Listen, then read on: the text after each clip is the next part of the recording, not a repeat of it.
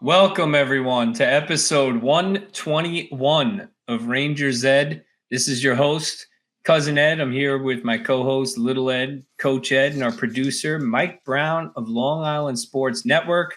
This episode is brought to you by Lucarelli Law. If you're in Florida and need a lawyer, call Lucarelli Law and tell them the boys at Rangers Ed sent you. I hope everyone's doing well. The Rangers season is finally underway. They opened last week against the Penguins in their home opener Saturday, and then Detroit last night. But we got to talk about opening night. What an amazing time we had. I mean, Little Ed, thank you for organizing that. I know you are really the brainchild behind that experience, and it really was incredible. I was able to fly up there for it, brought my wife, and we had a great time. And, I just want to start off by thanking you for organizing all that. And Coach, too, I know had a lot to do with it as well, but I know you were the organizer. I think we all had a little bit to do with it, but it was great to meet everyone that came out. I mean, it was very heartwarming. A lot of people were thanking me for providing an experience that they don't think they would ever be able to do if it wasn't for us. So, I mean, that was unbelievable to hear. I mean, a lot of great messages on Instagram after the fact. So, I mean, like I was telling everybody that was thanking me, I mean, this is why we do it. I mean, we don't make money off of the show, at least not yet. I mean, we do this for you guys. I mean, the listeners keep us going. I mean, keeps the show going, the events going. We had the very successful Stadium Series tailgate. So if it wasn't for everyone who came to that, it wouldn't have given us the confidence to do this. I mean, like you said, Coach Ed had to put down his credit card for the bill up front for the lounge, and then we were able to reimburse him very quickly by selling him the ticket. So once again, thank you to everyone who bought a ticket like almost right away. I mean, the tickets went pretty quickly. I mean, we had a few stragglers towards the end, but we were able to sell them no problem. I mean, a lot of your friends from high school, shout out to Joey Lags and Kevin Shields. I mean, a lot of our new listeners and fans from Instagram. I mean, a lot of new listeners that haven't listened to the pod yet, but now they're going to after we spoke to them at the game. So, I mean, that's great. And I mean, and obviously a huge thank you to Mike. If it wasn't for Mike, we might have been taking our time getting into the garden. Mike got up there to the lounge real fast. And Mike, you got to tell your perspective on what happened there. So I was one of the first people in the suite. Might have even been the first person. And the first person I see is Henrik Lundqvist. And so at first I asked the suite attendant, "Hey, we in the right place?" And he says, "Yeah, no, they shoot the pregame show up here." So within, I don't know, 6 seconds, I'm texting you guys in that group text, like, come on, hurry it up. Cousin Ed decides I'm full of it. Says, "No, you're trolling me. This new guy's full of it." So I had to go and hit him with the cell phone videos and the cell phone pictures of Hank and John Giannone kind of getting their warm-ups in for the show. So we bust balls. Hold on, we bust balls in the group chat all the time, but Cousin Ed was not ready for the new guy to start busting balls. So he's like, "Oh, this is too early. This is too early for him to be messing with us." I didn't believe that for a second, man. And honestly, I didn't see any pictures or videos if you sent them. I missed that. When I walked in the suite, I really thought you were lying. Like, I thought you were kidding. I didn't see the proof before I got there. Funny thing, I brought my dad and my best friend growing up and his brother. We got a chance to all hang out and go to the game. And they were the others that were with me in the group before that walked into the suite. My dad was on the phone paying no attention to Lundqvist right in front of him, so I'm trying to get his attention. The other guy, he's looking for the bar, so he doesn't see Lundqvist there. So it took a second for everybody to actually register in your mind. They're like, "Hey, that's Henrik Lundqvist." So, yeah. But it was. Well, I believed it right away because a week prior we got an email from the MSG people about adding food packages and alcohol, blah blah blah, and I've been breaking their chops since we started, saying you got to get somebody to come in for us. You got to do something for this money. It's a lot of money to lay out. And I'm like, you got to get somebody to come in and shake hands. So the woman said to me, she goes, "I just want to let you know, you may have Lundqvist in your suite." She said, "If they do the pregame there, he's in your suite." So I told Eddie, but I didn't want to tell everybody because if it didn't happen, I didn't want to say, I don't want to hear, "Oh, you promised us Lundqvist." So I thought you said near our suite, not in it. So I didn't even Well, get my she hopes said up. near Whatever. I next mean, to it or whatever. I didn't know yeah, yeah. either. I Well- was not fully prepared for that. Now, did any of you know that Adam Graves came into the suite as well? No, I ran into him in the bathroom. Yeah, Coach Ed almost bodied him. Oh God, Or had to be did body comfortable him. for him, huh? I can just He picture must have had us to in go the bathroom bad. with Graves No, harassing so at the true. urinal. So true story. My dad got bad knees, so when he was sitting down low in that row, he wanted to get up and stretch his knees. So he sat at that high top bar table at the entrance to the suite. And apparently Graves came in and they started talking, and Graves asked him if he wanted to take a picture. And my dad said no. We said yes, I do, but I don't know how to use my cell phone. So he didn't get a picture with Graves, but he had a great time. By the way, my dad couldn't say enough about what a wonderful time it was. But he, I guess that conversation with Graves is just gonna end there because he didn't get a picture. That's my Yes, dad. I'm coming out of the bathroom. I wanted to get back to the suite, and I turned out of the urinal, and I go shoulder on shoulder with him. And I didn't realize it was him. I'm like, "Oh, sorry, bud." And he turns around. He goes, "No problem." I'm like, "Holy shit, that was Adam Graves." Yeah, it was cool. He was up there. So, Oh man! so Yeah, Eddie, Graves just is an the awesome best. trip. Eddie, you couldn't have planned this better, bud. It was good. Yeah, it was great. And I made a joke to everybody. There you go. Cuz got the signature right there. We'll tell that story in a second. But yeah, I kept on making the joke to everybody. If I knew that was going to happen, they were like, "Oh, thank you so much. Like, you knew this was going to happen. You did this for us." I was like, "Guys, if I knew this was going to happen, I would have charged you a lot more than what we did." So Exactly. keep that in mind for the next one, because if I get any inside info, the price is going up. But Yeah, You- seriously. like I said, we're not in this for the money.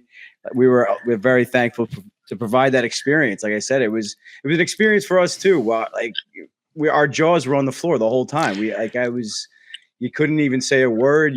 Like they're doing the pregame to MSG that we watch every single night right in front of us. I mean, Well, it was just cool. here's the best part.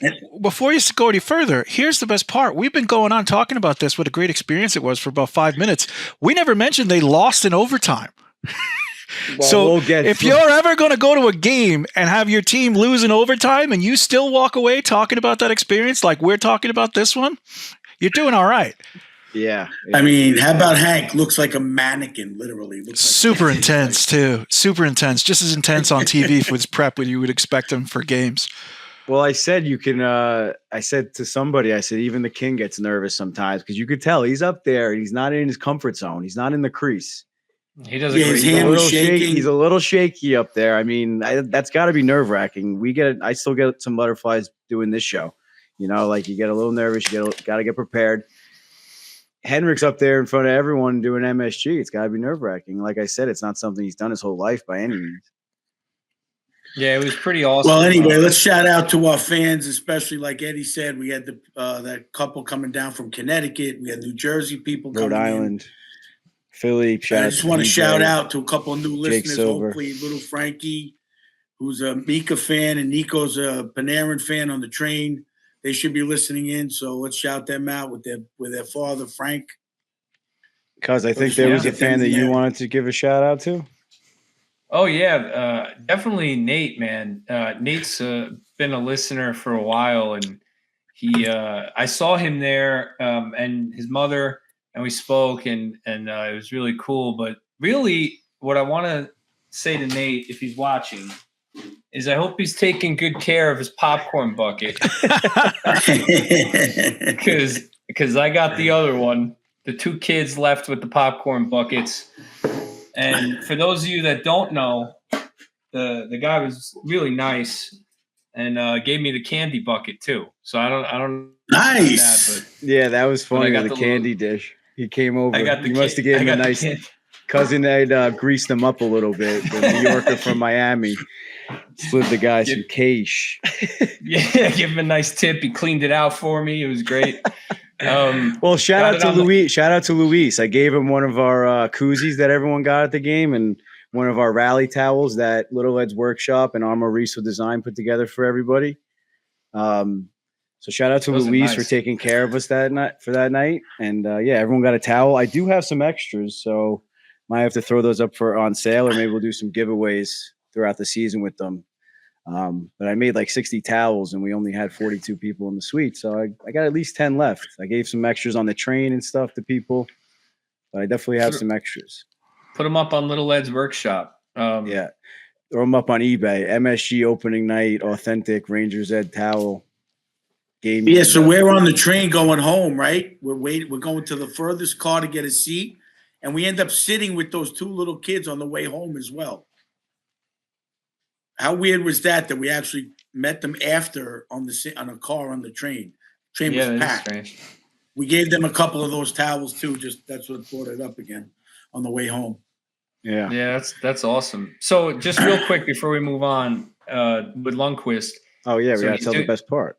He's doing the pregame, and my wife's there in her Lundqvist jersey that Oscar made. So it's a really good jersey. How long ago? Like pretty recent. Yeah, like not that long ago. So maybe a year ago I got it for her. And she's there and I'm like, you got to get that jersey signed. She's like, I don't have a pen. I'm like, go find a pen. Like, I don't know what to say. Like, you got to get that jersey signed. She's like, okay, I'll get it signed. So I was looking around, I'm asking, anyone got a Sharpie? Anyone got a Sharpie? Who's our boy that was there in the Fox jersey? The Fox Mets jersey? Give me a second. Keep talking. Yeah, so our boy's there in the Fox Mets jersey, listener, and he pulls out like 4 Sharpies, and I was like, dude, you came prepared, man. He gave me a Sharpie. I give it to Theo, and she goes up to the guy. They were like security there, and she's like, do you think Lundqvist will sign my jersey?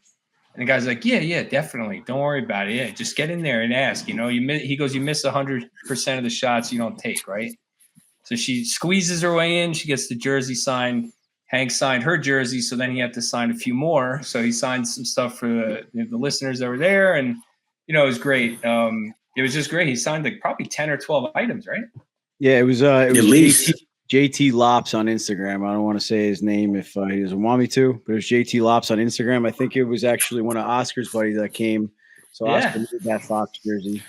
Yeah, that Fox Mets jersey, man. Another Oscar creation, a great jersey. Yeah, I think he'll be. Thank you for the Sharpie. Thank you for the Sharpie. Thank you. Yeah, thank God. I was not prepared for that. One last thing about Lundqvist, too, and it was something that I was watching. He could have left that broadcast area the back way and not signed any autographs. He went the front way, and he went and signed those autographs. I saw him take pictures with the girl who was in her Navy uniform. I thought that was really cool of him. Yep. You're doing a show. It's a work night for him. He's running around working. And he spent the time to do that. So shout out to him for that. That was really cool. 100%. It was very cool. Class act as always by the King. And Luis said he doesn't always do that. Anytime he's been there, he hasn't done that. He's always snuck out the back or had to get down there soon. And man, do the Rangers mill, right? I mean, he is not taking it easy.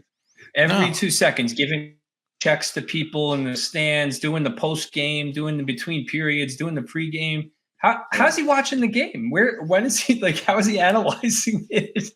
Yeah, it's crazy, man. Boy, he's a workhorse. He's a workhorse. There's nobody better than him. Yeah, that was incredible. All right, so let's move on. Let's get into the jersey profiles sponsored by Oscar's Pro Stitch Hockey. And this is episode 121. So number 21, Camille Henry, nicknamed the Eel. God, I miss these old time nicknames. Nowadays, it'd just be like, Henners or something, like some kind of, nonsense nickname. But the Eel, Camille Henry with the Rangers, 637 games played, 256 goals. First all time in Rangers history in power play goals. Kreider's probably season. He was a 3-time. He won the Calder Trophy and the Lady Byng Trophy during his career. Coach, this is before your time, right? Yeah, way before my time. I remember my father talking about him. Yeah, that's about it. Yeah, pretty good numbers for him. I mean, not a Hall of Famer or anything, but I think he's pretty well renowned in Rangers history. Camille Henry had a great career. I could have went with a more recent guy, but last year Sam put the stats up on the power play goals so many times during the broadcast, showing Kreider and Zibanejad almost breaking the Rangers record, and I recognized the name immediately. I was like, oh, that's the guy that is always on the the stat with the most power play goals in Rangers history. So I had to do a little deep dive there. So Camille Henry, a great Ranger. All right, Way let's before go. my time, I'll tell you that much. Oh yeah, for sure. There's a few recent ones I could have went with, but let's get into No, I like the old timers. let's get into the rundown and into the games. So prior to the episode, obviously 0-0-0 since the last episode. 2-0-1, 5 points, second in the Metro, seventh in the NHL coming into the night. The Rangers opened in Pittsburgh on Wednesday night. Igor Shesterkin, 29 save shutout against the Penguins. A bunch of guys scored. There were 5 different goal scorers for the 6 goals, so stats galore in that game. And then obviously the home opener against Utah, the first time ever the Rangers played Utah, and it was an overtime loss. Utah came in hot, and they went to 3-0 after that. Panarin had 2 goals. Shesterkin gave up 6 goals in that game. Zibanejad a -4. We'll get into that. And then finally last night, back at home against the Red Wings, Shesterkin rebounds, 31 saves. Rangers win 4-1. And boys, 2-0-1 to start the year, 5 points. Let's start with the 6-0 shutout on the road in Pittsburgh. You know, for me at least, the first period was kind of hard to watch because the Mets were on. So I had the 2 screens up. I feel like every night I have 2 screens up watching 2 games lately between the Giants, the Mets, the Rangers. Crazy. So it's just Speaking of that, the Yankees are on. Yeah, exactly, right? Last night, I'm not a Jet fan, but last night it was the Jets, the Mets, the Yankees, and the all on in one night. A crazy night for New York sports. So it just keeps going. It's fun. But 6-0 shutout on the road in Pittsburgh. Coach, how important was it for the Rangers to come out with that 6-0 win, even if, not necessarily 6-0, but a convincing win against the Penguins? Penguins are looking to rebound from last year. The Devils started in Prague. They already had 4 points banked against the Sabres. Do you think it was important to set the tone in Pittsburgh that night? Of course it was. I mean, it was very unexpected on my part. I thought they could beat Pittsburgh, but not shut them out. I mean, really it was 7-0. Cooley's goal got taken away. And, the big take I got from it, which is the difference in the Utah game, is I saw a lot of guys playing without the puck, back checking, back pressure. I thought they got a little overconfident, lazy against Utah. But in that game, just watching it with no sound, I was like, there was a lot of positives I saw out of it when I was able to watch it, other than the goals. Yeah, I mean, Little Ed, looking at it, Lafreniere gets on the board with a beauty. Kreider, 2 goals, including a shorty. I mean, there's not a lot of negatives to really take from that game, but what is your just importance of the road opener on the road? Devils already with 4 points. I think a lot of people are scared of the Devils this year, particularly fans are scared the Devils, are going to take the division. So what do you think? Do you think it was like a must win in as much as a game 1 could be in an 82 game year? I think it's important for them to bounce back just from the President's Trophy last year. I mean, they got somewhat upset in the Eastern Conference Final, and they didn't get the job done to get to the Cup. So I think for them to bounce back and just start their season with a dominant win, which is important to just kind of make a statement like we're still here. We have pretty much the same team on paper as last year. And some of our young guys are going to make an impact this year too. Laffy gets on the score sheet early. Victor Mancini had a great game. We could keep going down the list, but it was important to just make that statement, like I said, and just bounce back. And especially after the Devils got like a 2-week head start on everybody. Yeah. So Igor Shesterkin, let's talk about this. Elliot Friedman on his podcast said that the Igor Shesterkin, according to sources, wants to be paid as the best player on the New York Rangers. Obviously, Igor rejected the 8-year, $88 million contract. I don't know how much more money he wants. We can debate that. If you want, we can talk about that. But mostly, I want the fact that he rejects that contract and then opens the season with a shutout. People were like, is Igor going to have like a Vezina dominant season? But then against Utah, he lets in 6 goals. So what's going on here? Do you think that was Igor? Utah? Do you think he played poorly? I don't know, Coach. Where are you at with Igor right here? I mean, I think that one goal from the weak side, he should have had. But I mean, did you see what the Detroit coach said after the Detroit game in his press conference? No. Oh yeah. I did see that. He said, "Now I know why No Igor wonder he rejected rejected. it. He's got a good agent." Yeah, I yeah. I mean, saw that. I think he could have played better in that game, but that just shows you that if he doesn't play on top of his game, that the Rangers are very vulnerable defensively. That's what it Yeah. shows me for sure. You know, and obviously in the Detroit game, that's how it looked for sure. Yeah, I mean, I thought they played little Ed, really like, well in the Pittsburgh game, and I thought in the Utah game, there was a lot of lazy plays in the Utah game. little Ed, like a lot of fans are. I don't know. Like I want to say they have turned on Igor. As good as Igor is and has been, there's a lot of fans upset that he's rejected that contract offer. And do you think he's built up enough goodwill with the fan base where?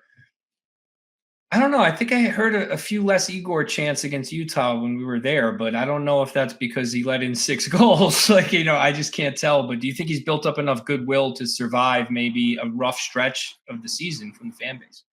I think it's definitely because of how many goals he let in. If that game is 4-1 Rangers or whatever 5-2 Rangers, it's a much different story. If he comes up with 1 or 2 of those big saves, 100%. I mean, there was plenty of guys chanting Igor. I mean, I'm not going to lie to you. I'm one of those fans where I think it's a selfish move. I understand he deserves to get paid, but it's also like, what are we talking about here? $1 million, right? So I don't know. It's hard to say. I know it's like the same percentage as Lundqvist was getting paid and blah, blah, blah. But like now it's a completely different era. They actually have a chance to win the cup as opposed to just like 1 out of like 20 of Lundqvist's years or whatever it is.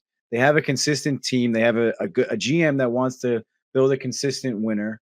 So yeah, it's a little frustrating. I can't be alone in that in the fan base in that. But at the same time, you have to back who's in net. You can't be upset with him just because he rejected that kind of a contract. You still got to root for him this year and hopefully, I don't know, what's the saying, like even heads prevail or something like that. Cooler heads. Cooler heads prevail. And like they come to an agreement and everyone's happy. I mean, the best deal is when both sides lose, right? So I think they'll figure it out at some point. They claim that they're not going to do it during the season, but we'll see.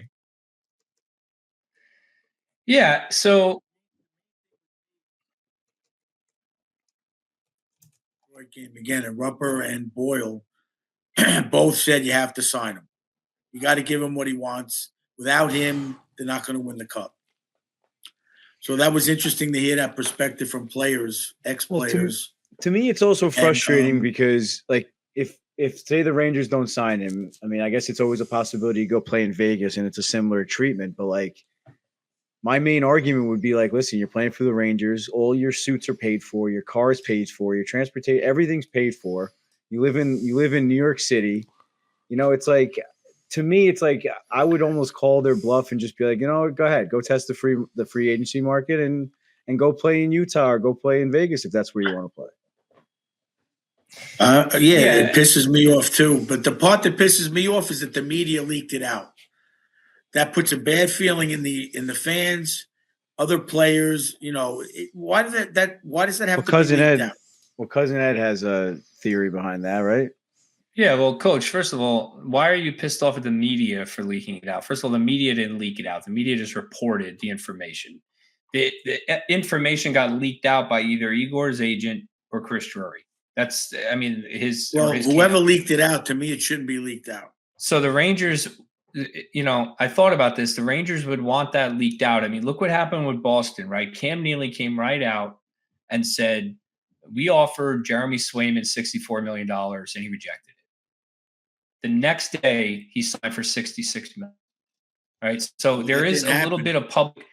Well, it didn't, but there's a little bit of public pressure put on Igor. Right. So Drury, by releasing the fact that the Rangers offered him $88 million, I'll tell you what, if the Rangers play the season out and Igor Shesterkin doesn't re-sign with the Rangers, I'm not going to be upset at the Rangers. They offered him $88 million. It's not like I'm with you. They didn't lowball him with Igor. So there's a little bit of public relations at play, and there's a little bit of public pressure they're putting on Igor to be a little bit reasonable here. I mean, it's not for him 8 million, 9 million, which honestly would be fair. You look at the goalie contracts around the league. Hellebuck has 8.5. Swayman's 8.25. Sorokin's what? 8.25. Bobrovsky's 10 million. He's the highest paid, and he was an unrestricted free agent. So look, Igor, we offered you 11. That's $1 million more than Bobrovsky. Carey Price makes 10.5, but he's not playing, right? So Bobrovsky's the highest paid goalie right now, active. He makes 10 million. We million more. What do you want? You want to be paid like Draisaitl and McDavid? Well, we can't pay a goalie that much. So at that point, I'm of the mindset to play out the year, try to win the cup. And if he wants more than what we offered, then let him go. And look, my fear is he goes to New Jersey or Philly or, something like that. I would not want that. Obviously, it'll be tough to beat those teams with Igor. And, look at the Giants just went through with Saquon Barkley, right? They made the right call. They didn't pay a running back $13 million. You shouldn't do that. However, he signed with the Eagles. So now I got to watch him trample the Giants this weekend, right? Like, that's the reality.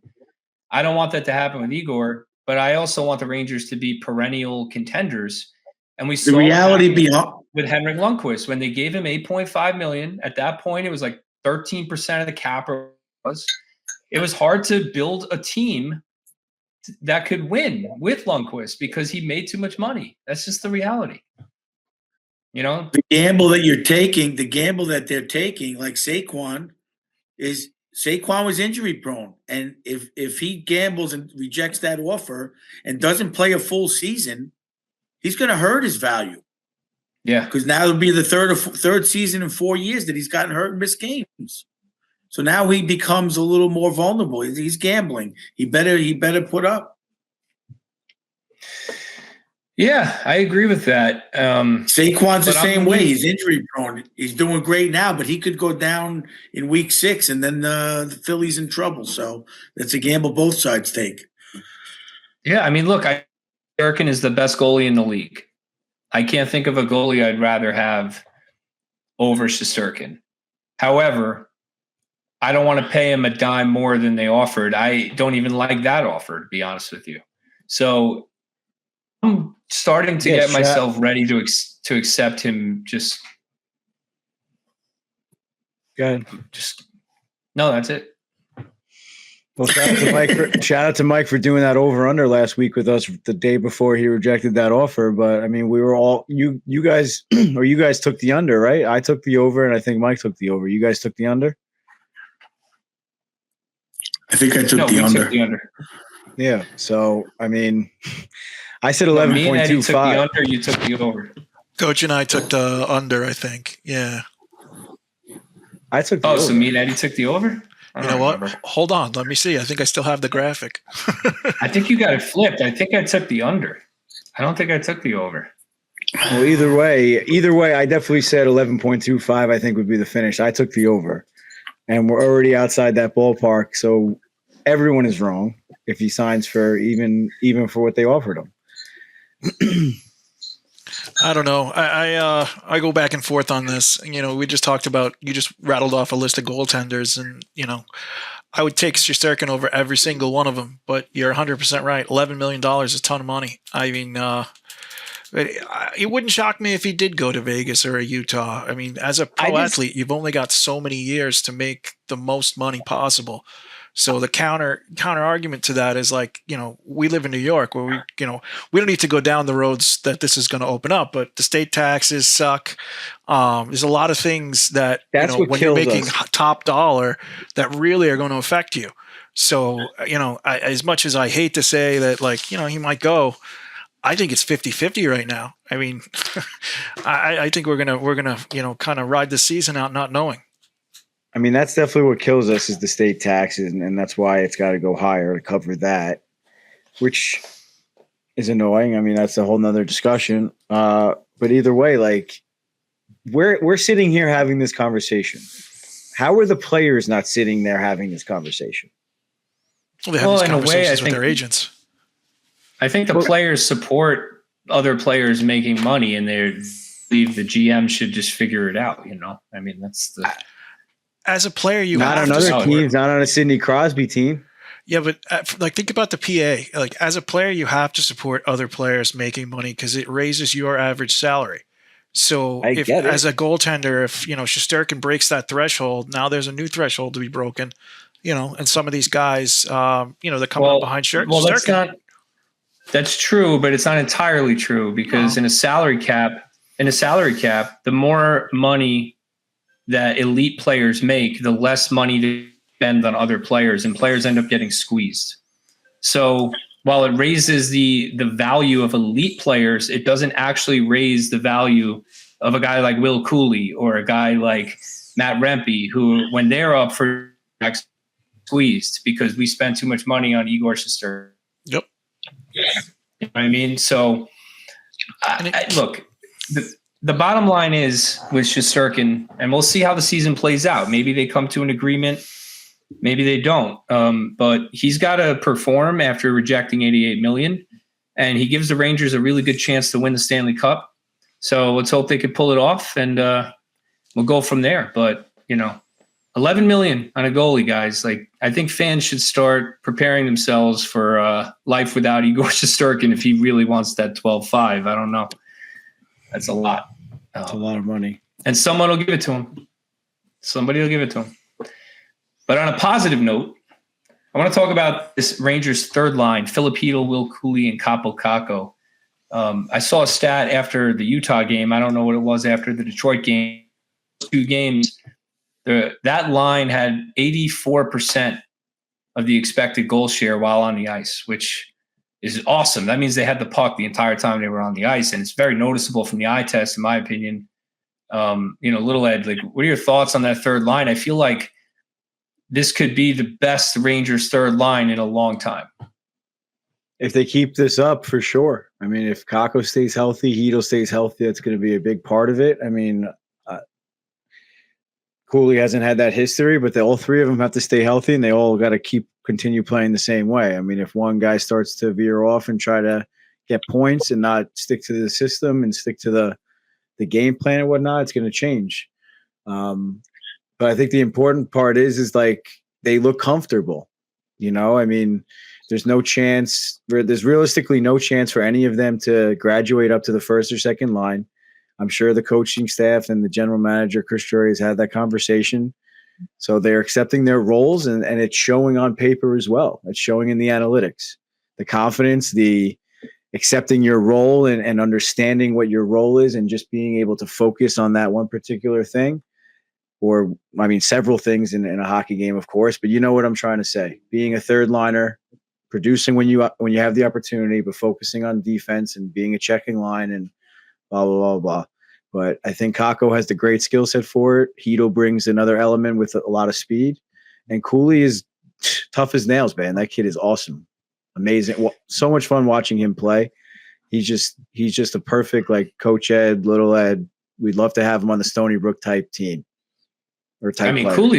Cooley's just balling right now, right, Coach? I mean, he's out there. He's muscling through everybody. He's hitting everything in sight. He's scoring goals. He's setting up plays. He's playing good D. He's been one of the best all-around players, I think, that they've had in these 3 games. I agree. I said it when I watched that Pittsburgh game. I could not believe watching him, what he was doing. I mean, again, when we were at the opening night, it was hard to actually focus and watch a lot. But in the Detroit game, again, involved physically. He doesn't play physically where he takes himself out of the game, but when he has the opportunity, he finishes things. And he's in that front presence. He's the package. He's definitely a solid third line player. And I don't see him going downhill. I see him getting better. Yeah, but Chytil's going to be the driving force if he stays healthy. I think without that speed and that threat of Chytil, it takes away from Cooley's game. It takes away from everything. It's a good combination. Yeah, I like Chytil with a defensively responsible winger like Kakko, and they have some chemistry. And Cooley, he brings some physicality. So, I agree with you. I think it's a good mix. And you saw in Chytil's goal the shot that he has. Obviously, it's borderline elite level shot in my opinion. And then Kako, the way he controls the puck, and just Cooley's a banger, man. The guy hits everything. He knocked it to Ingram. I know Ingram came out, but he ran through him. He didn't hesitate. You need that mentality to win in the playoffs. He's going to be a key player, I think, going forward. So I think it really lengthens the ability to score on the roster. Rangers had trouble 5-on-5 last year. When you have a third line of Filipino, Capo Kako, Will Cooley, that's a really good third line. Those are some good players that could be second liners on a lot of teams. So yeah, I agree. It really lengthens the roster. But let's talk about our top six. I want to talk about Mika Zibanejad. I think we're going to get into a little bit of a debate here based on our texting in the last few days. But Mika Zibanejad, the number one star of the game against Detroit. And was a -4 versus Utah. So we see kind of both sides of Mika Zibanejad in these three games. First, I'm going to go to Little Ed. Does Mika Zibanejad really deserve the number one star of the game against Detroit, in your opinion? No, not in my opinion. I mean, there's plenty of other players that I would have chosen as the number one star. I mean, maybe it's partially like giving him a confidence boost. Maybe the coaches have something to do with it. Who knows? But either way, I mean, it's always the first star. I mean, it's kind of like a running joke on this podcast. Like the first star could be like Keandre Miller going -3, but then he scores like the overtime winner, so he gets the star. Right. Did you see that Micheletti called it out after the game? What'd he say? When they announced the 3 stars, Micheletti called it out. He was. He said he tells it like it is sometimes. From the minute that Shesterkin was announced the 3rd star, he's like, they must be doing this backwards. Yeah, he said they got it reversed. Yeah. Everything you're saying, Micheletti, I was really surprised to hear. He's right. I agree with you both. But Micheletti definitely verbalized that. Igor in the second period was awesome. Mika had a great game. Yeah. But Igor had a great game too. Bounced back after a tough one against Utah. You got to give it to the starting goalie, especially if he's making the saves. But either way, I mean, I had a strong feeling. I think I said it in the chat at one point over the summer or during one of the preseason games that Kreider and Mika are going to drive me crazy this season. And so far, so good for Kreider. I think he's playing great, doing what he's got to do in the power play while also making things happen 5-on-5. But Mika is just going to continue to drive us crazy, but we could toss it over to Coach. I mean, Kreider, to me, from the Pittsburgh game on, I think he's playing a lot more physical than he usually does. Physically enough, and obviously he's putting a couple of goals in, so he's on track for what he needs to do. And I went through all 4 minus goals on Mika's part. I would say 1 may have been his fault, but I could analyze each goal, and there was Laffy and Panarin lazy. He happened to be out with them. Lazy on the back check. I could go through each goal, and I could say they weren't his fault. He had his responsibility, and he was in position. Well, Coach, after you said that, I did go back and watch those goals, and he may not have been the primary person at fault on some of them, but he was on the ice for all 5 of them, and he was out of position on all 5 of those goals. He was not out of position. Was totally out of position. Was not out of position. On the penalty kill, he's at the top of the diamond. The puck. That's not a minus. No, but he's on for the goal. He's on for the goal, though. All right, that's not a minus. I didn't say it was. And first of all, my question he was on for to you 5 is goals. He was -4. For the listeners out there, we've had this debate. Now, all of a sudden, plus minus is an important stat. When you're out for all 5 goals? I've said in the past, I don't think plus minus is an important stat over the course of a season because No, I do. I think it's largely a team-dependent stat, right? It's kind of like wins in baseball for a pitcher. Like wins don't matter. Like you can go 6 innings, give up no runs, and then your bullpen comes in, blows the game, and you don't get a win, right? It's a team-dependent stat. So if you have 5 wins, you could be the Cy Young winner, in my opinion. It doesn't matter. It's about how good you are, right? So plus minus is largely team-dependent. Look at Brian Leach's career. When the Rangers were good, he was like plus 40. When the Rangers sucked, he was like minus 40. Did he get that much worse? All right. know? So you just said it. You just said it's a team. But in a small, it is, of course, in a small sample size. Letting up a goal is a team effort, and Yes. he was not out of position on at least 3 of those goals. Okay, so on the 5th goal where he drifts on the penalty kill, drifts towards the puck and playing the top of the diamond, leaves Genther wide open for a one-timer. On the 4th goal, he gives the puck away at the blue line, defensive blue line, and then they go down and score. And the overtime winner, what was he doing? Did you see that goal? Keller just walked in front and he's just like gliding around, staring out. I mean, that was entirely his fault. All 3 of those goals were directly his fault. That's, I don't know. I disagree. I think he was largely at fault. I know you're allowed to disagree. I saw the Miller error on one of the goals, but I do think Mika wasn't covered properly on that, but whatever. That was mostly Miller. I agree with that. To me, I mean, we can argue all night about whose fault it is, but I mean, I personally hold centers at a very high standard, and I think that he should be held accountable. If he's in position, he should be held a little bit accountable for what's going on in the defensive zone on the ice, I think. I mean, whether he's directing traffic, but I don't see him talking to his line mates on the bench. I mean, I know they don't show it often, but I don't see him being vocal on the bench or anything like that. You always see Kreider showing him what to do. You never see, I don't know. It's just. I don't happen to see the Detroit goal. Did you guys happen to see the Detroit goal closely with less than a second left? At the end of the period? Yeah. What was Laffy and Panarin doing? Don't get me started on that line. All right. Well, there you go. I mean, defensively, there are issues with the team. They're there scoring. Are issues with the team defensively. Well, who's going to be the defensive line? Then is it going to be Hedl? Is it going to be the kid line? Kid line 2.0? No. Well, who's going to be the shutdown line? Because we know it's not 1 and 2. I mean, look, the bottom line is Zibanejad is supposed to he makes $8.5 million. He's our number 1 center. He's supposed to be a shutdown guy. Well, he goes through 2 games, 1 shot on goal, -4. I'm sorry. That's not good enough. I mean, they scored 5 goals in the game. I get it. Maybe he was taking on more of a role, and that's why he didn't put up points. But if he was taking on a defensive role, I expect him to shut guys down. So just a bad performance by him. And honestly, he did rebound against Detroit. I was very happy with that. And look, I love Zibanejad. He was my favorite player for a long time. He's a dynamic guy. I picked him to score 40 goals this year. I'm hoping I'm right. I named my cat after him. I love him. Yeah, I love Zibanejad. Criticize when guys deserve it. And you can't just say, I love Zibanejad and, it's not all his fault. It's Keandre's fault. Okay, dude, at some point, Mika is there. If a defenseman turns the puck over, I expect Zibanejad. All right, boys, bring it in. I expect Zibanejad to cover that. I don't know what just happened. We're teasing the coach's corner, I guess.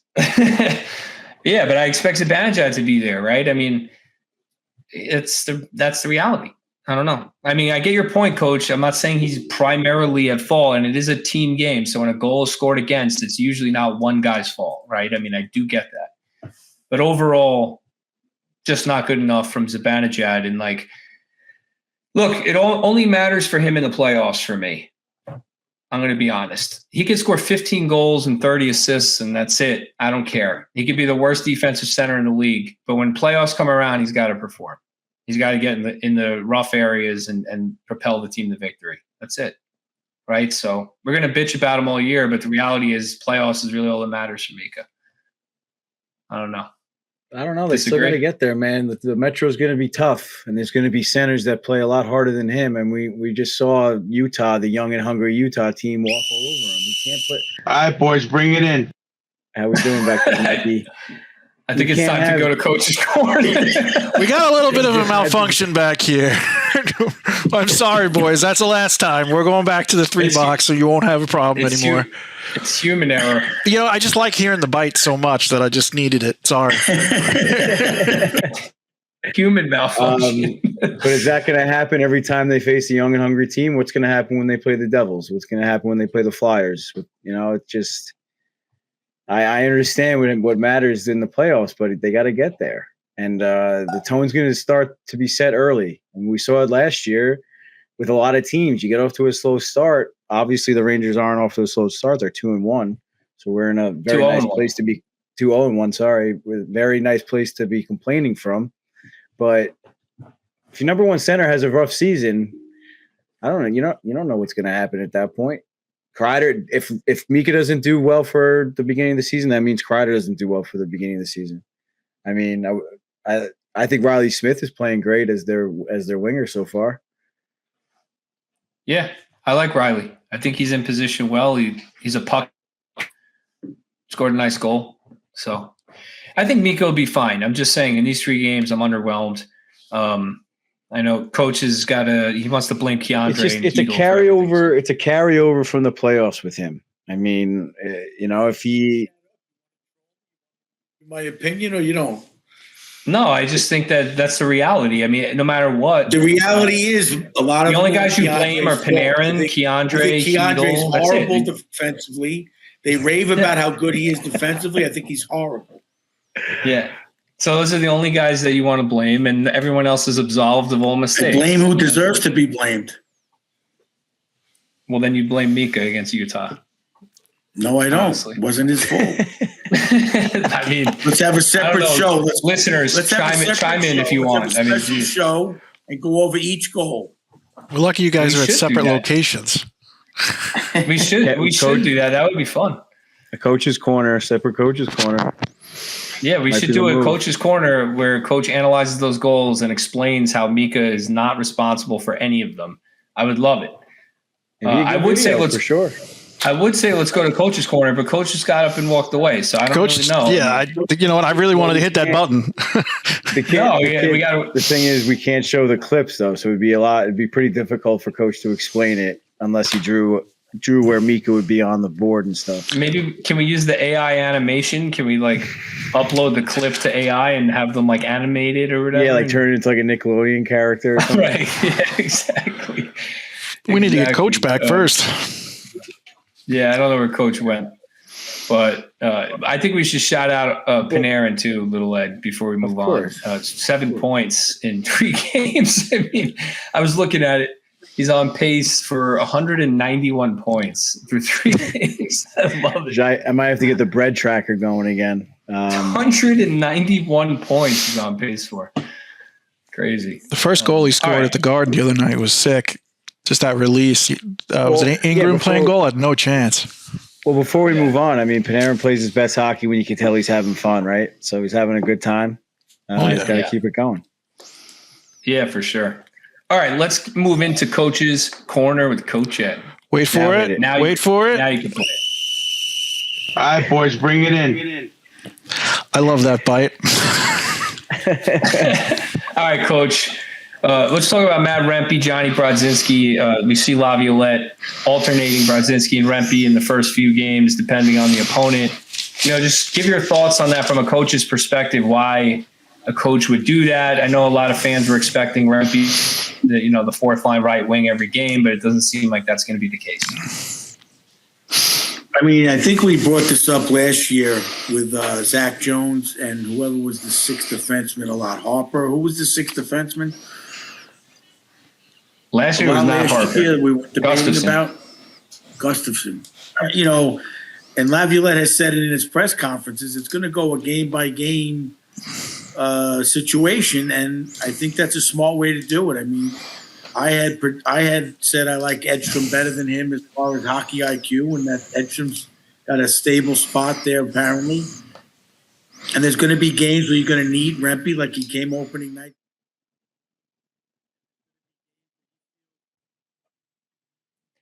Let me ask you. So, I looked at the time on ice. Brodzinski in the 2 games he played 8 minutes, and Rempe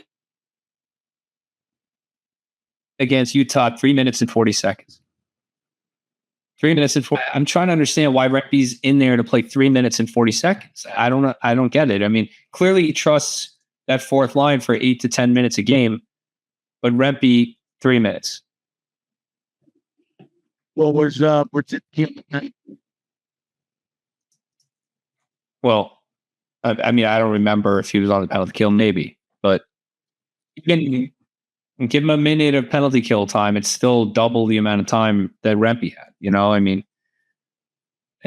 I just don't understand why Rempe would even dress for 3 minutes and 40 seconds. Like at that point, just play Brodzinski every game. Who cares? Clearly don't trust the kid. That's why Brodzinski came back in against Detroit. I mean, maybe that's the coach's. All right, boys, bring it in. Jesus, Mike. So that shot is stuck, and I'm trying to remove it. And every time I try to remove it, it plays. That's why it keeps doing that. I apologize. Internet audio, Instagram audio is back up for Coach, and carry on. Sorry. Thanks. So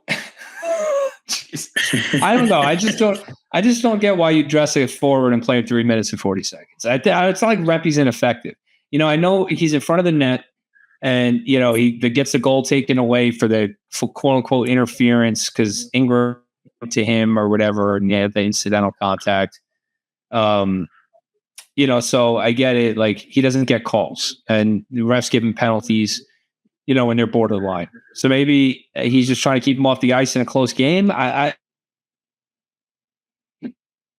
I mean, that could definitely be the case. Yeah.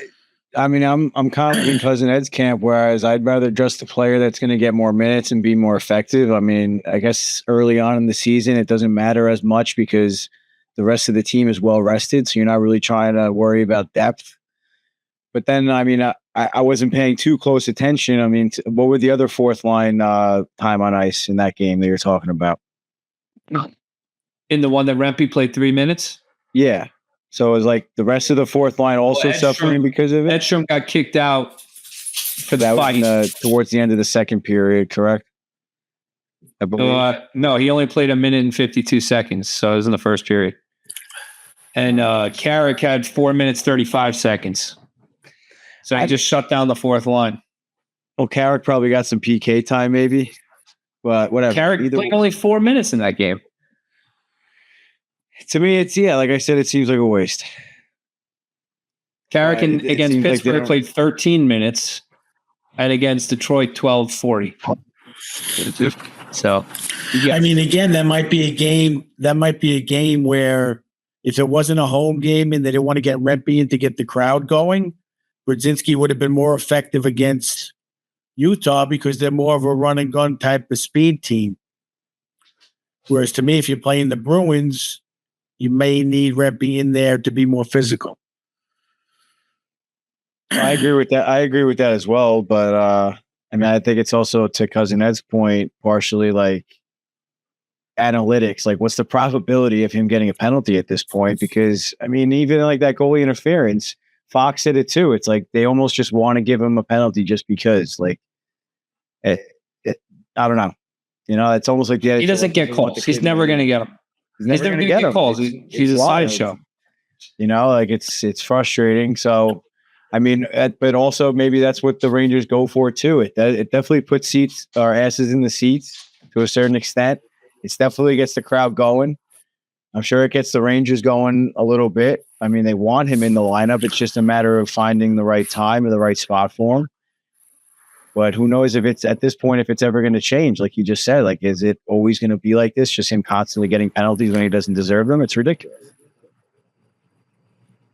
Yeah. I mean, Coach, I guess the question I'd have for you is it Little Ed's point?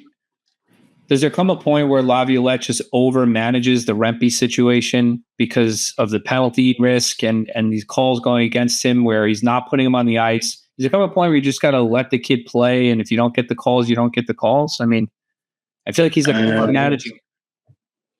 I don't know if he's managing the game. Let's put it this way: what would you be saying right now if he put Rempe in for those minutes and he got a penalty in the third period with 6 minutes left, and they scored a power play goal and we lose? People are going to say, "It depends. Why is he out there? Because he's going to get a penalty and we're going to lose."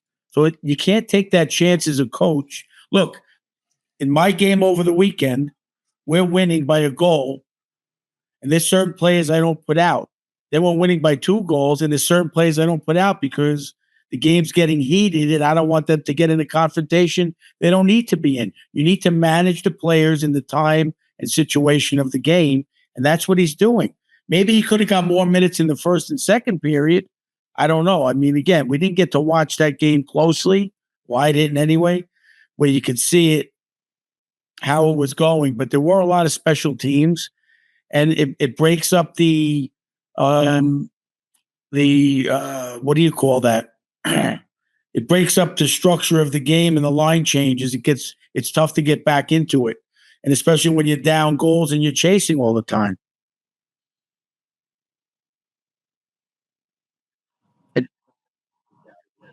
Right. Breaks up what's the word I'm looking for? The Rhythm.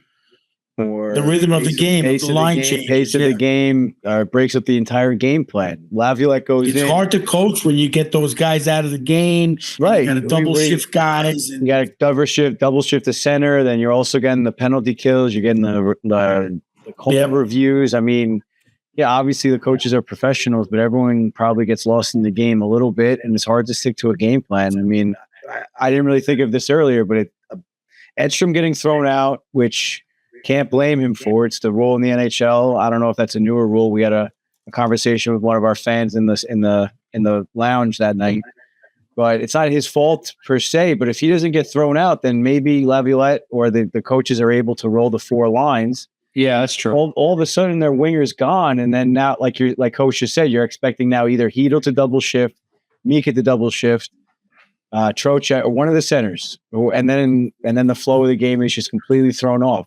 So, as a coach, do you decide, you know what, Rempe and Carrick aren't going to get a lot of minutes. I'm going to go for the win here and have my top three lines fresh, or you start messing with the chemistry, and I mean they ended up losing the game anyway, but. That's, I think that's kind of how you got to look at it. Carrick was out for 5 minutes, right? He had to fight.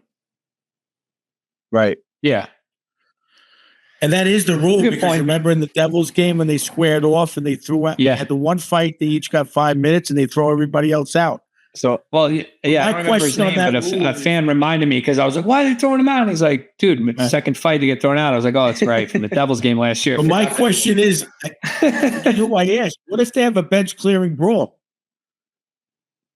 Well, then dance the game. Out. Yeah. That'll never happen. There's too many soft players in the NHL for that to happen. I forget what I was going to say. Not important. But anyway, Little Ed, I think you hit the nail on the head. It's a good point. I didn't think of that as far as the lines, with Edstrom being thrown out. Coach brought it up. I kind of just built up. It's the rhythm of the game. It's hard. And you do get lost in it. Like I find, again, You're acting like the kid's parent. You're acting like Rempe's parent. You only got 3 minutes and 40 seconds. I deal with that. I'm like, I think he played more than that. I mean, I don't keep a stopwatch of each player, but he got a regular shift, but there are people who sit there and watch every second. As a coach during a game, you got to power play. Let's put the first line back out there hot. Let's put Hedl back out. He's hot. And then all of a sudden he's not out for the whole period. Look, if Rempe is going to be more than a sideshow and earn the respect of the league and the referees, he has to play. That's it. I mean, period. Like he has to play. You can't just hide him from the dangerous. You have to let him go out there, throw checks, and learn what's allowed and what's not allowed. And that has to happen in gameplay. It can't happen outside of gameplay, right? I mean, it's tough. I was very impressed with the fact that Mancini was out there late in the game in every game I've watched. Yeah, he's good. He's good, man. He had some nice rushes and he played well. Smart player. Yeah, I think he's going to step right in next year for Trouba when they inevitably have to trade him. Yeah, I don't think he's going anywhere. I think he's doing a Schneider. I don't think he's going anywhere. Well, he's going to go somewhere when Lindgren comes back. So we'll see. Might be Jones out. Who knows? He's all right, coach. Anyway. All right, coach, what? I just don't see that. I mean, Mancini doesn't require waivers. All right, look, Mancini doesn't require waivers, right? He can go to Hartford without waivers. Jones requires waivers. So if you keep Mancini, then you got to waive Jones or waive Ruedel and risk losing them on waivers and send them to Hartford. And then if you waive Ruedel, he'll probably clear, but then Jones has to sit you're developing Jones too. So I don't know what to say. I mean, Mancini Giving you my opinion.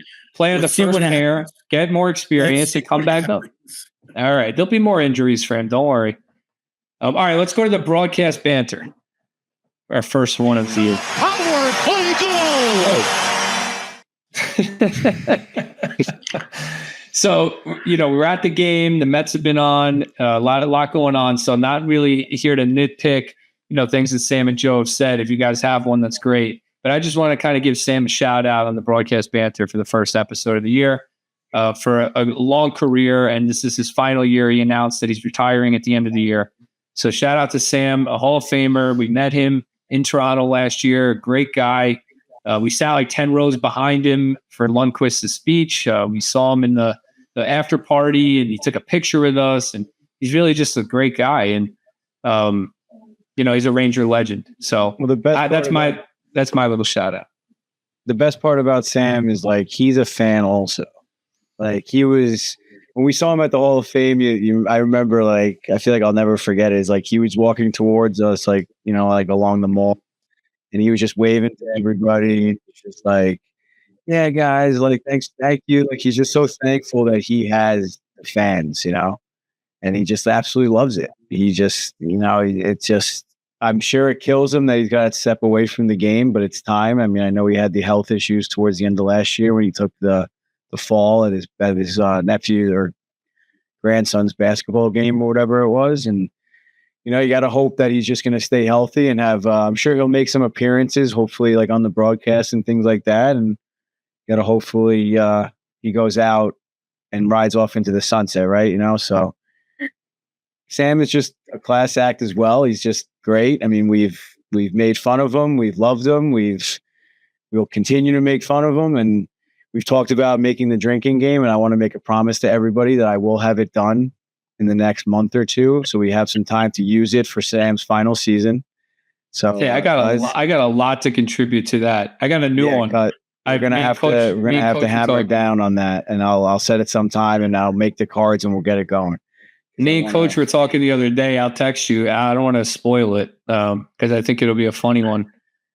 But I'll text you after and let you know what it was. Yeah, we'll definitely. Yeah, what a tribute that we didn't really get to. I didn't see it when we were there, but I saw it on NHL Network. How they was it Macaulay? Wes Macaulay was the referee. Pointed up to the booth. Yeah, it was a nice tribute to him. Yeah, but it was not well. Joe Micheletti was pretty much in tears. It was not really well done, I thought, because Sam didn't even know what was going on. Micheletti had to really explain it to him. I don't know. Well, it was a surprise. He was saying, Sam, look down at the ice. It was supposed to be a surprise. Oh, right. Okay, that makes sense. It was nice. Yeah. Well, shout out to Sam. We're looking forward to this year, and hopefully whoever replaces you next year, you have a say in who it is, and they're can do nearly as good as you. But I hope they win the cup for him this year. That would be awesome. That would be awesome. All right, let's move on to our stars of the week. Our first one, a lot of these guys we probably covered during the episode, so we'll try and move through this pretty quickly. Let's start with our offensive player of the week. Coach Ed, I know you're prepared because you filled this out before the episode today. So yes, I did. Give me your offensive player of the week. I mean, I have to give it to Brett. I mean, Kreider was right up there playing well offensively, but 7 points in the games. Obviously, a big part of the comeback, big part of the game against the Red Wings. Yeah. I'm little Ed. I'm going with Breadman as well. You can't argue 7 points in 3 games. He's going for 50 and well over 100 points. Ditto. Panarin for sure. No way it's not anybody. 7 points. All right. Defensive player of the week. Little Ed, who you got? I'm going with my boy Trouba. After all the flack he caught last year, I think he's off to a great start. He looks healthy. He's skating well, moving the puck well. And I think he's going to have a nice bounce back year and make it a hard decision to trade him. I like that pick. In retrospect, I think he's the right pick, but I took Igor. I know he had the bad game against Utah, but the other 2 games were just dominant performances. So I went with him. I didn't necessarily think any defenseman like stood out, but now that you mentioned Trouba, yeah, 4 assists. I mean, offensively, defensively, everything. Playing with a new partner in Schneider, who's on his offside. It's a little confusing on D to Ds and stuff. A little different look, and I think he's playing well, Trouba. I agree, but I went with Igor. Coach. I went with my boy Schneid, just for what you said, how he's playing well. He's with Trouba regularly for the few games and playing that offside. He's thrived with it, and he's getting more shots on net. He got at least one. Did he get 2 goals? He's got 2 or 1? 1 goal, Schneider. But yeah, the offside play, I mean, to the left. That was a beautiful little move, and he's had some more opportunities that are noticeable. And I just think right now, I think defensively, he's the best defenseman on the team. Okay. That's something. All right. Key contributor award. Keep an eye on us, folks. Key contributor award. I'll start. I went with the entire third line. I pulled a Coach Ed on this one. I just think the entire third line is really important for the Rangers. If they're going to produce 5-on-5, it can't be always Panarin's line. And then, Hedl scored. Kakko had an assist. He could have 2 if not for the Cooley goal taken away. He's got a goal and 2 assists, and they're dominating the offensive zone. So easy for me. Coach, who you got? I got part of that line. I got Cooley. I think he's just that type of player where he's the key contributor type, and he's like we talked about before, he's getting offensive chances, he's hitting, he's back checking, he's responsible in the defensive zone. He's just that type of player. Little Ed. He's just a Jespi type of player. I got Will Cooley. We talked about him earlier, so I don't really have to say much more. He's just playing awesome hockey. So you and Coach with Cooley, but I went with the whole third line. So we're on the same page. Yep. All right, Little Ed, what's your highlight play of the week here? Well, since you're going first, or since you let me go first, I'm going with the Laffy's goal against Pittsburgh, the first one of the season. The toe drag. The toe drag. I mean, like I said earlier, just making a statement coming out in the first game of the season. He's not a bust. I hope everyone wrote their apology letters to Laffy. Everyone in the league, pretty much, except for us here on the Rangers Ed podcast. So Laffy's here. Laffy's here to stay, and Laffy's gunning for 100 points. I'm looking at 80 points, I think, this season for Laff. Ooh, that would be nice. Yeah, he's a beast. I want to play. And to piggyback on that, I'll just say what fans did to Laffy, they're now doing to Kakko. So just let's see if he can replicate it. But yeah, Laffy, stud. That goal was incredible. What a way to start the year. Coach, what do you got? I have Laffy, but I have it on the one where I didn't really notice it, but I watched some analysis of it on TV where Brett dished it to him against Detroit. Brett kind of came to the slot, faked the shot, froze the goalie, and dished it to Laffy for the one-timer. 5-0. It was a nice nuance that people don't notice that Panarin does. So that was the 5-0 one, right? No, Panarin to Laffy. So you went for Panarin for that. Who's your player that you pick? It's the Panarin play, or is it the Laffy shot? Like, who made the play there? It's the whole play. Okay, so Mike, see, isn't it so Mike's aware in the background? Isn't it the play? Is it the play of the week? No, it is. But I just wanted to emphasize it. Or is it the highlight player of Panarin with the head? No, I get it. Oh, okay. I get it, Coach. I'm with you. Mike, just so you're aware, in the future when we do, little charts or anything about like highlight play of the week or even contributor, it sometimes is not going to be a single photo or player for you. You're going to have to come up with a graphic for the whole play. All right. You're aware. Didn't he get on my case for hedging last week? Yeah. Hedging what? What's hedging? Hedging, meaning picking 2 and 3 instead of like making a real answer. Like, are the Rangers going to lose tonight? Yeah, they might, but they might not. No. It's a play. Is it the play that makes it the highlight is the Panarin play. That makes it the play. I think the Laffy shot 5-0 was beautiful too. Yeah. No. Yeah, it's the whole play. Panarin faking it, giving it to him, and score. And Laffy I'm on scored. coach's side. It's not the Okay, highlight. so It's not a highlight player. It's Okay, a so then on the highlight Laffy toe drag, I'll edit it and say the Panarin back check to steal the puck and lead Laffy fine. down the ice. That's not what and I then said, the though. toe drag. No, that's mine. That's Oh, you're going with yours? Okay. It's the whole play, right? The whole play. exactly. Starting from the face-off win all the way to the goal. So much. It's right. If that's what if that's part of the play, yeah. Good banter and first. I don't know about Coach. Panarin back. I know about Panarin back checking. Can I push the doghouse That was a button? nice playback in there. Yeah, let's move on to Coach Ed's copyright Doghouse Award. Can't get enough of these And as bites. usual, yeah, you got to play that dog noise again. Play one more time. Let's see if I can. Let's get it one more time. Hold on. We're going to go doghouse. And that's Coach grilling at the Stadium Series right there, by the way. If you're watching on YouTube, this Coach with the hood with the thing on or whatever. But all right, the Doghouse is sponsored. Here's Sweet Treats as usual. Check them out at Suiter's Sweet Treats on Etsy at Double Sweets and Gifts and get 10% off. I'm sorry. I'm horrible with these tonight. Yeah, geez, Mike, you're killing me. Get 10% off and a free Doghouse cookie if you use the discount code EDPOD. So check out Suiter's Sweet Treats. You can see it there on Little Ed's screen, the Coach Ed's Doghouse cookie. Not only is it a beautiful thing to look at, it is delicious. So if you're not like me and you don't want to have a little cookie board here to hang on your wall and instead you want to eat it, trust me, I've had plenty. So They are delish. but Coach, this is your doghouse. So who do you got in the doghouse after the first 3 games? Well, you know it's no secret. Your boy Keandre. And why? Are you going to give it a little analysis or are you just going to?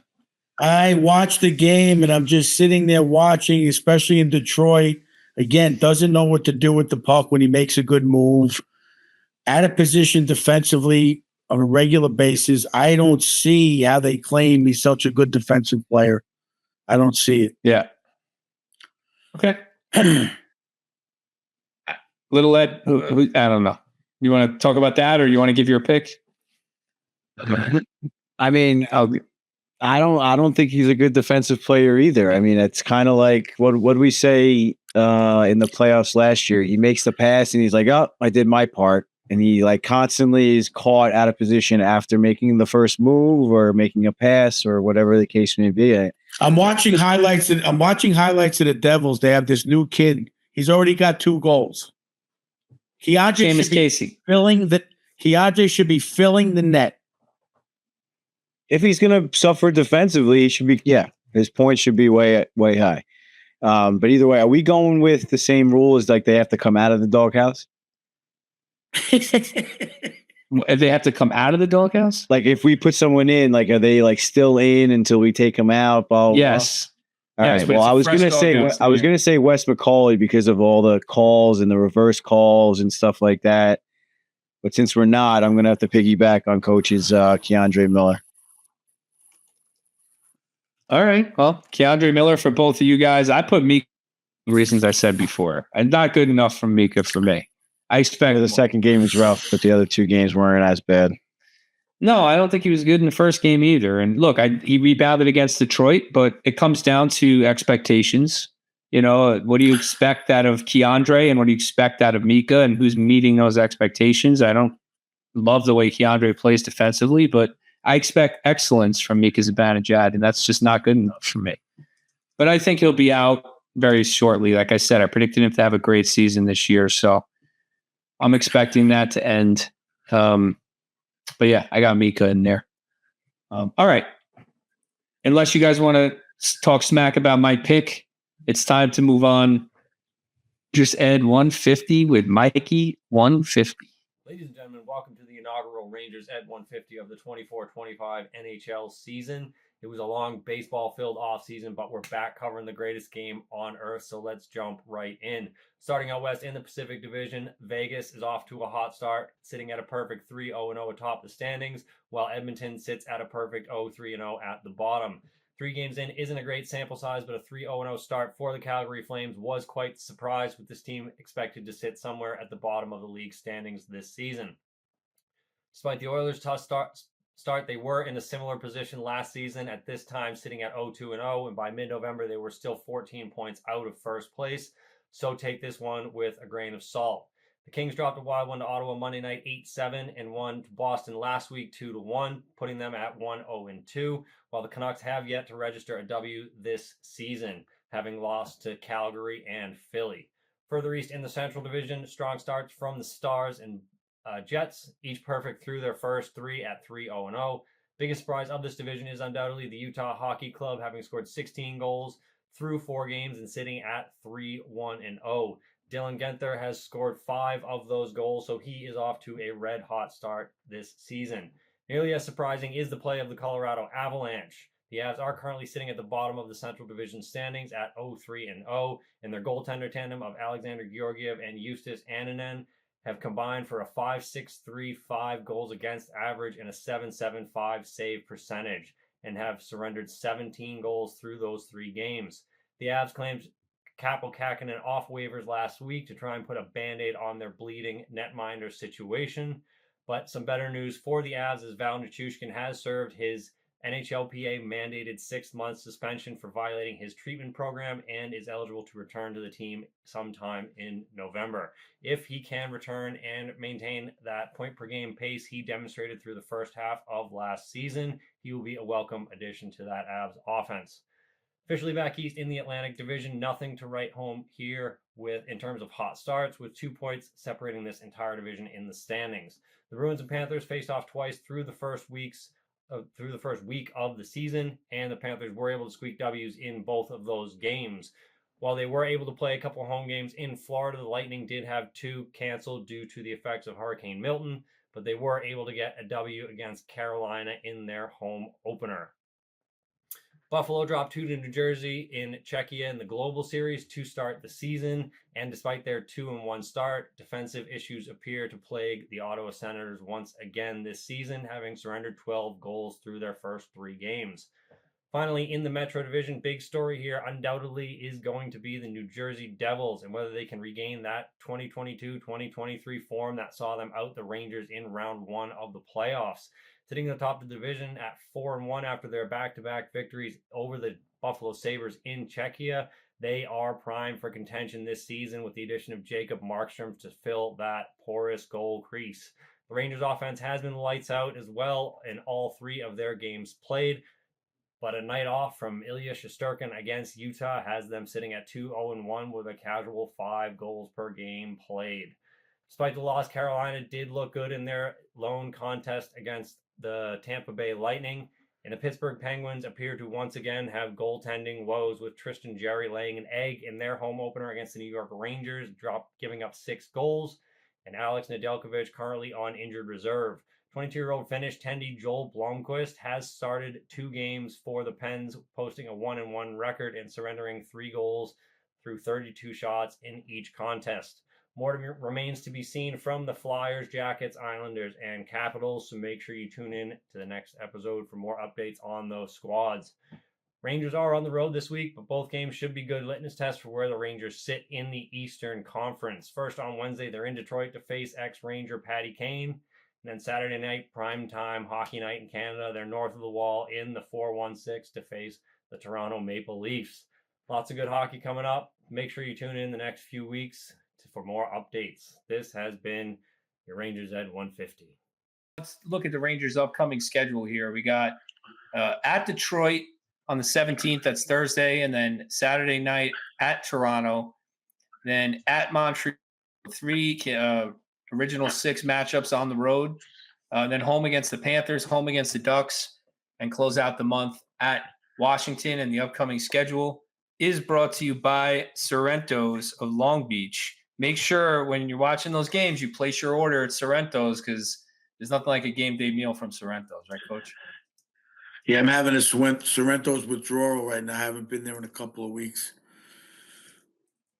Yeah, you got to do that. I know Little Ed's always posting those reels, making me drool when they freaking gets the white pizza and the what do you get, the baked ziti or whatever? I don't know. Oh Penne God. alla vodka, white pizza. I mean, they put the hot honey on the white pizza. You can customize any size pizza or any size topping, whatever you want to call it, whatever you want to put on it.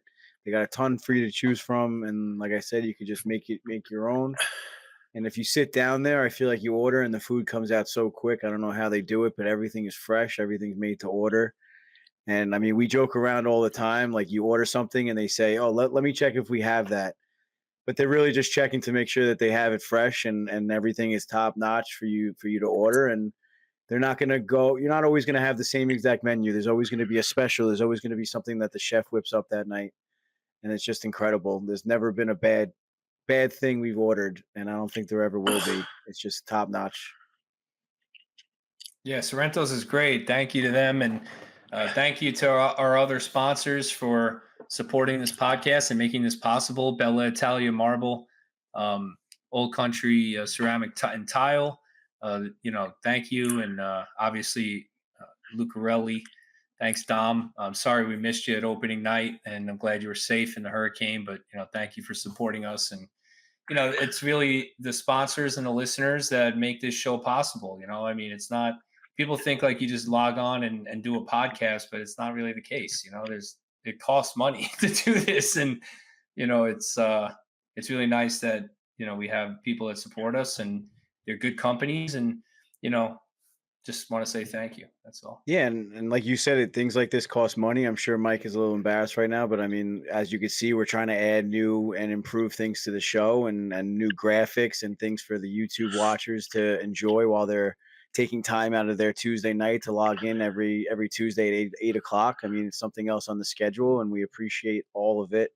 And before we moved on, I just wanted to also shout out Lindsay for helping me out with the opening night. I'm sure it was stressful for her as well, dealing with me and making all the towels and everything, and always helping out and focusing on the stuff that we need to make for the wedding we had that weekend, the morning and the night before the opening night. So she really stepped up to do that kind of stuff while I was able to focus on putting together a great event for you guys. So shout out to her as always. She helps me with everything. How jealous was Erin that Lundquist was there? I don't know if we should even talk about it. If she's going to listen to this episode, she's in Greece right now with Mikey Produci. Shout out to him as well. They're in Greece right now, and they're sending us Snapchats of all this scenery and stuff. And she was literally, I can imagine, probably about to cry when she got. I felt so bad sending her the pictures because I sent them to her kind of not to make her jealous, to show her like what we did, and like she's like I'm literally about to cry right now. And I said to Lindsay, I was like, I probably shouldn't have sent those pictures. Now I feel horrible, like yeah. She's like, I hope you got something signed for me, and I was just like, you can have my jersey, but not really. Yeah, Rihanna was my sister. She was pretty jealous also. So it's tough. Well, I mean, we now know where it's recorded. Hopefully, I mean, like I said, thanks to the fans for allowing us to do things like this. We got a lot of positive feedback that people want to do it again. They definitely want to do it next year for opening night, but I think a lot of people want to do it sooner. So maybe we'll do it for another regular season game before the season's over.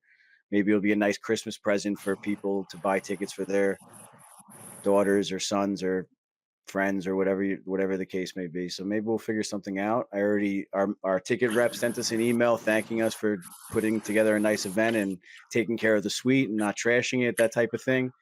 And he said he would absolutely help us with another one. So, hey, you never know. We'll try to figure it out. And maybe we'll have to shout. Being that we're shouting out, I got to shout out actually to Kathy for having her credit card available to lay that out. It wasn't actually mine. And I'm sure she had a great time, and she'll be willing to do it again for us for sure. Everyone was calling her Mrs. Coach Ed or Mrs. Coach.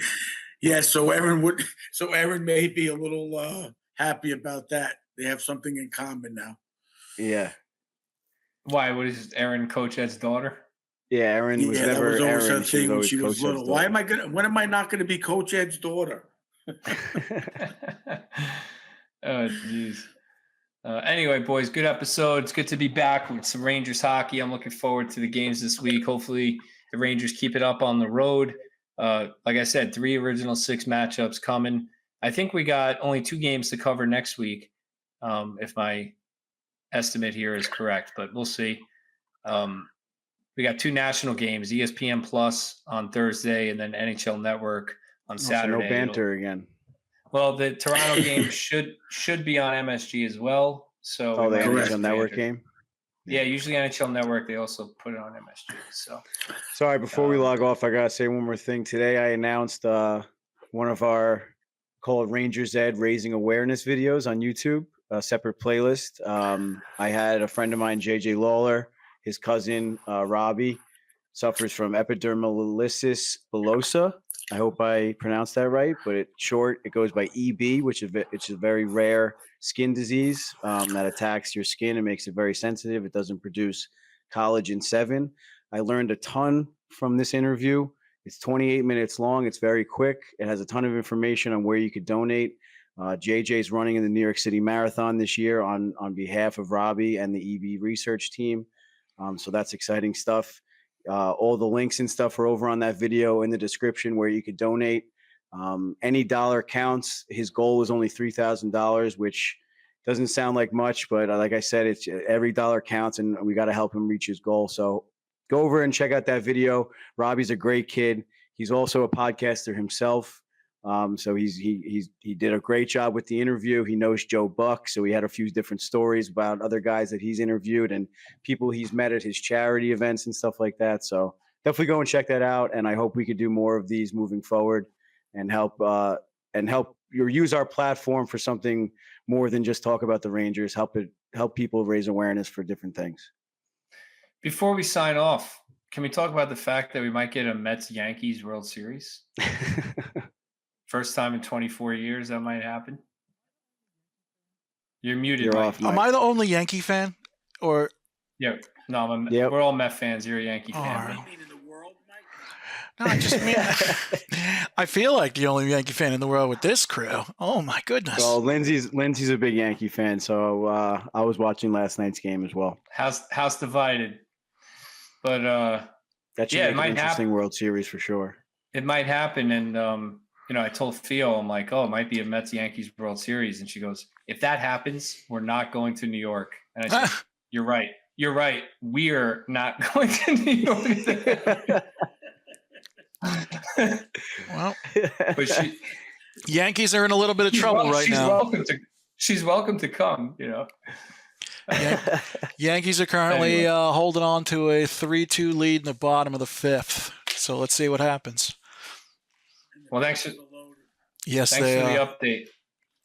All right, gentlemen. Well, All Good right. episode, boys. Go Cleveland. I Good think night, that's guys. it for my announcements. Love you guys.